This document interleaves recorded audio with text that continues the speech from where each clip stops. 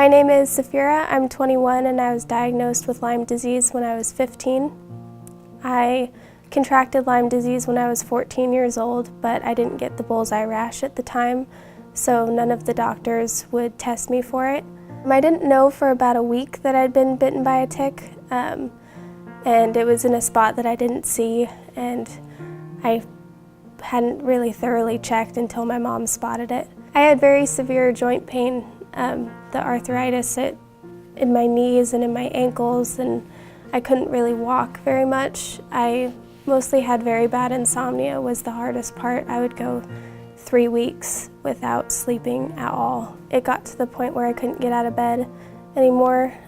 Being a sophomore in high school, it was very hard. I couldn't go to school for the rest of the year because I was just so sick, and it took the doctors about 6 months to even find out what was going on with me. It was really scary not knowing, and it gave me horrible migraines, insomnia, and memory loss. There were about 6 months of my life that I don't remember at all.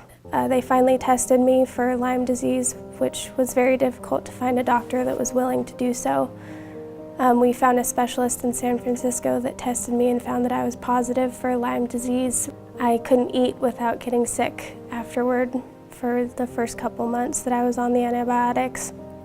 And at that point, you just feel like you're never gonna recover. You feel like you're never gonna get better. And I lost 30 pounds. I was 80 pounds when I got out of the hospital. And I wouldn't let my family take pictures of me. I didn't want to be in public. I didn't want to go outside. And you just feel like someone else. You feel like you want to give up.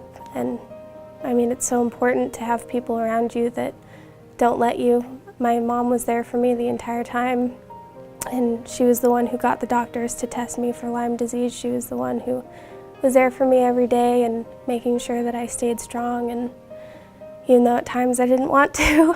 After recovering from my Lyme disease, I started bodybuilding, and my first year I placed 3rd place in the competition that I was in, and I absolutely fell in love with it. I fell in love with the people and the support and the process of working so hard to get your body to the peak health. So I've been competing ever since then for about 6 years now, and I've placed top 3 times in my career, and I am in love with it. I'm in love with just working very hard on your health and your nutrition and sharing that with other people, which is why I became a personal trainer, because I know how hard it is to feel weak and to feel ashamed of your body and feel scared to be out and working on that. But I think with my experience, I can really help people move past that and get to where they want to be, because it's totally possible. If I did it when I couldn't lift 10 pounds before, I mean, anyone can get to their peak health and accomplish any goal that they have.